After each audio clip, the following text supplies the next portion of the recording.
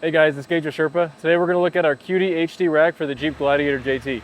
QDHD stands for Quick Detach Heavy Duty. We currently offer these for the Jeep JLU and JT platforms. These racks will be featuring our 6061 1/4-inch aluminum side plates. This is all going to be held together by black oxide stainless steel hardware. One of the coolest features about this rack are these QD knobs that we designed. They're just threaded in down here. They look like this.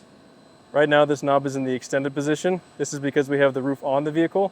If we wanted to take the roof off and run the roof rack without the roof of the vehicle, we can collapse it like this, and now the rack can be run on the Jeep without the roof. This rack is weight rated at 500 pounds dynamic and 1,200 pounds static, so it can handle the heaviest of your hobbies. Thanks for checking out our QDHD roof rack for the Jeep JT Gladiator. If you have any questions, hit us up at sherpaec.com or give us a call.